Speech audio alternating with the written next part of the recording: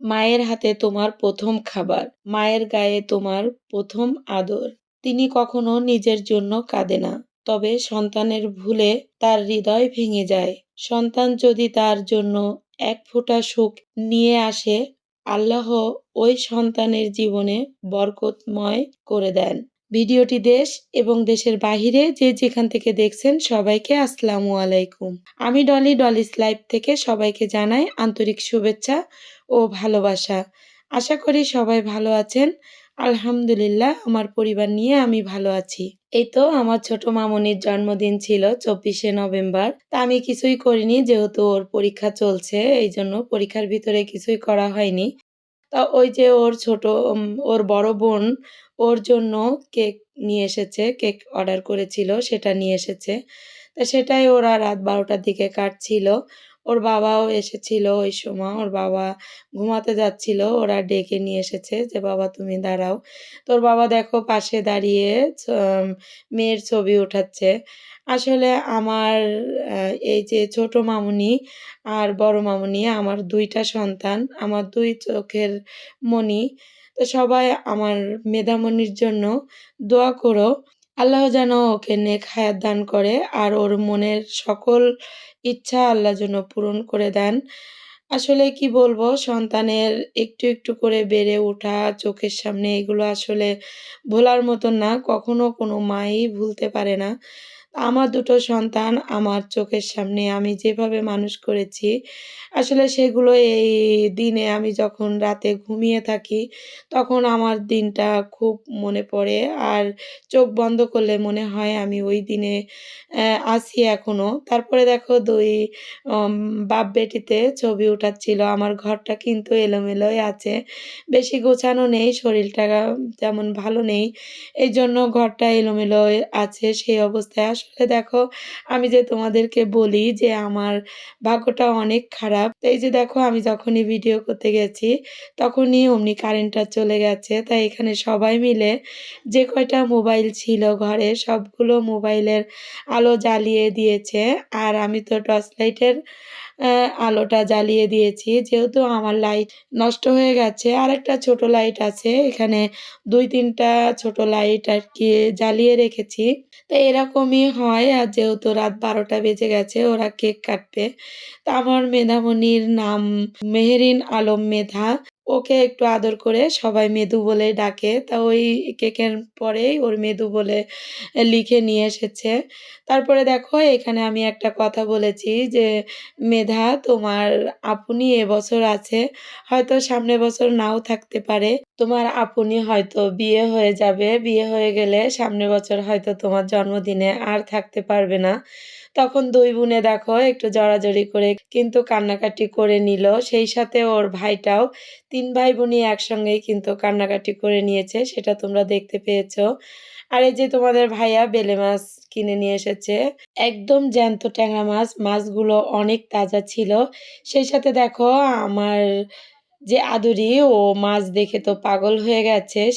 ওর সঙ্গে আরাব খেলছে আর বলছে, "মা দেখো ও মাছ খাচ্ছে।" আমার ভয়েসের ভিতরে বেশ কিছু সাউন্ড চলে এসেছে। আমার পাশের বাসার যে টিন শেড ওরা থাকে, ওরা অনেক জোরে কথা বলছে। সেই শব্দটা চলে এসেছে। প্লিজ তোমরা শব্দগুলো ইগনোর করো। তো এখানে দেখো আমরা খেতে বসে গেছি। তারপরে দেখো তোমাদের ভাইয়া জ্যান্ত ট্যাংরা মাছ নিয়ে এসেছিল, বেলে মাছ নিয়ে এসেছিল। সেগুলো আমরা ২ ননদ ভাই-বউতে কেটে নিয়েছি। কেটে ধুয়ে রান্না করে নিয়েছি। আর অনেক ক্ষুধা লাগছিল এখানে। তা দেখো আমার ছোট মামুনির স্যার এসেছে। ডাইনিং টেবিলে ওরা পড়তে বসেছে। আর ভাত তরকারি নিয়ে আমরা ঘরে চলে এসেছি। এসে দেখো গামলায় যে যাতে পেরেছে সে সেই মানে গামলা বলো, প্লেট বলো তাতেই খেতে বসে গেছে। আমার ননদ বলতেছে যে, "ভাবি এই গামলাতে আপনি নেন, এতে ভাত ছিল।" তো যাই হোক, আমি গামলাতে বসে গেছি। তোমরা কিছু মনে করো না। আমি মাঝেমধ্যে এরকম খেতেই ভালোবাসি। তো এই যে আমরা সবাই মিলে কিন্তু খাওয়া-দাওয়া করে নিয়েছি। ট্যাংরা মাছ দিয়ে ফুলকপি রান্না করেছিলাম। আর চিংড়ি মাছ দিয়ে উস্তে ঝোল করেছিলাম আর ভাজি ছিল। তারপরে দেখো বিকালবেলা আমার বড় মামুনির স্কুল জীবনের একটা বান্ধবী, তার সঙ্গে হঠাৎ একদিন রাস্তায় দেখা হয়েছিল ওর। তা ওই সময় ওর নাম্বারটা রেখেছিল, রেখে এখন ফোন দিয়েছে যে, "অন্তরা তুমি আমার সঙ্গে একটু দেখা করতে পারবে? তোমার সঙ্গে আমি একটু দেখা করব।" এই বলে ওকে কিন্তু ডেকে নিয়ে গিয়েছিল। তা ঐদিনকে আমি একটু মার্কেটে যাবো ওকে বলছিলাম। তো বলল, মামুনি তাহলে চলো তুমি আর আমি যাই ওর সঙ্গে দেখা করে তারপরে মার্কেট করে আমরা বাসায় ফিরবো। তো এই যে দেখো আমরা ওর সঙ্গে দেখা করতে চলে গিয়েছি। আর দেখো যখনই আমার ভিডিও করার টাইম আসে তখন হয় আমার মোবাইলে জায়গা থাকে না আর না হয় কারেন্ট চলে যায়। এরকমই হয়। তা আজকে আসলে ১ম ওদের দেখার যে মুহূর্তটা ছিল ওই মুহূর্তটা তোমাদের মাঝে দেখাতে পারিনি। ২ বান্ধবী অনেক কোলাকুলি করেছে। তারপরে ২ জনে অনেক ছবি তুলেছে। তার ভিতরে আমি একটু ভিডিও করে নিয়েছি। আর এখানে দেখো খাবার অর্ডার করেছিল। তো খাবারগুলো আসলে অসাধারণ ছিল। আমার কাছে ভালোই লেগেছে। কিন্তু আমি বেশি খাইনি। বাইরের খাবার একটু কম খাই। তো ওরা ২ বান্ধবী মিলেই কিন্তু খাচ্ছিল। আর অনেক মজা করছিল। ওরা আমি এক পাশে বসেছিলাম। ওরা ২ জনে আরেক জায়গায় যেয়ে বসে গল্প করতেছিল। আসলে বান্ধবীদের ভিতরে মা-বাবা থাকলেও ওদের মনের কথা আসলে বলতে পারে না। তো একটা কথা শুনে আমার কাছে খুব খারাপ লাগছিল। তো ওর ওই বান্ধবীর কথা শুনে আসলে আমার অনেক খারাপ লেগেছে। ওর নাকি বাবা মারা গেছে এই বছরেই ক্যান্সারে। তারপরে শুনলাম যে ওর মাও নাকি ক্যান্সার হয়েছে, ওর মারও ক্যান্সার হয়েছে। তো ও ডাক্তারি পড়তেছে। সবাই ওর জন্য দোয়া করো। ও খুলনা সিটি মেডিকেলে আছে। আর ২.৫ বছর আছে। ও পার্সোনাল পড়তেছে আরকি। তো ওর জন্য সবাই দোয়া করো। ওর কোনো ভাই-বোন নেই। ও একাই। তো ও বলতেছিল ওর মা নাকি ওকে বিয়ে দেওয়ার জন্য ছেলে দেখছে কিন্তু ছেলে পছন্দ হচ্ছে না।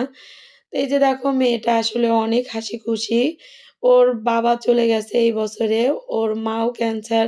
কিন্তু ওর চোখে মুখে একটু কষ্টের ছাপ দেখছিলাম। কিন্তু তারপরেও ওই যে আমি গেছি। ওর বান্ধবীকে পেয়ে ও একটু মানে খুশি থাকার চেষ্টা করেছে আরকি। তারপরে দেখো আমরা আ খাওয়া-দাওয়া করে ওখান থেকে চলে এসেছি। তো একটু ভিডিও করে নিয়েছি ওদের ২ বান্ধবীর। কারণ অনেকদিন মানে আগে ওদের দেখা হয়েছিল। আর অনেকদিন পর কিন্তু ওদের দেখা হলো। কারণ স্কুল লাইফের বান্ধবী আর এখন তো ওরা অনার্স উঠে গেছে। আর আ ও তো ডাক্তারি পড়ছে। স্কুল জীবনের বান্ধবী আসলে ওদেরকে ভোলা যায় না। স্কুল জীবনের যে বান্ধবীগুলো আসলে এখন দেখা হলে অনেক ভালো লাগে আর অনেক কথা বলতে ইচ্ছা করে। আমার তো করেই। আর ওরা তো দেখি এখনকার যুগের মেয়েরা ওরা আরো বেশি এনজয় করে। তো ওর সঙ্গে কথা বলে আসলে অনেক ভালো লেগেছে, কষ্টও লেগেছে। কিন্তু ও কারো সাথে শেয়ার করে না যে ওর মা এতটা অসুস্থ। আসলে ওর মা যদি চলে যায় তাহলে ওর আর কেউ থাকবে না। ও জীবনে একা হয়ে যাবে। তা ওইটাই আরকি বলছিল আমার মামুনি। এটা আমি পরে শুনেছি। তারপরে দেখো আমরা মার্কেটে চলে এসেছি। তো এখান থেকে যা প্রয়োজন সেইগুলো আমি কিনে নিয়েছি। তা তোমরা আমার সঙ্গে থাকো। ভিডিও দেখতে থাকো তাহলে আমি কি কিনেছি সেটা তোমরা দেখতে পাবে। আর তোমরা আমার জন্য দোয়া করো। আসলে কি বলবো এই YouTube থেকে হয়তো আমার চলে যেতে হবে। আমি আসলে অধৈর্য হয়ে পড়েছি। কারণ আমার প্রতিদিন ওয়াচ টাইম গুলো কেটে নিয়ে যাচ্ছে। কেন যাচ্ছে আমি জানি না। ওয়াচ টাইম থাকা যেমন তেমন ওয়াচ টাইম আরো কেটে যাচ্ছে। আর আমি তো ভিডিও নিয়ম করে দিতেই পারছি না। কারণ আমার মোবাইলের অনেক সমস্যা দেখা দিচ্ছে। আর কি বলবো আমার মনেই চাচ্ছে না যে এই জগতে আমি থাকি। এখানে আমার বাবার জন্য কয়েকটা গেঞ্জি এবং প্যান্ট কিনে নিয়ে এসেছি। যেহেতু ও আমার কাছে আছে, ও গরমের সময় যেহেতু এসেছিল তো ওই সময় ও হাফ প্যান্ট আর হাফ গেঞ্জি নিয়ে এসেছিল। এখন ঠান্ডা পড়ে গেছে। ওর গরম কোনো জামা নেই আমার কাছে। এইজন্য ওর জন্য কিছু জামাকাপড় নিয়ে এসেছি। আরও জিন্স প্যান্ট নিয়ে এসেছিলাম কয়দিন আগে, সেটা আর ভিডিও করা হয়নি।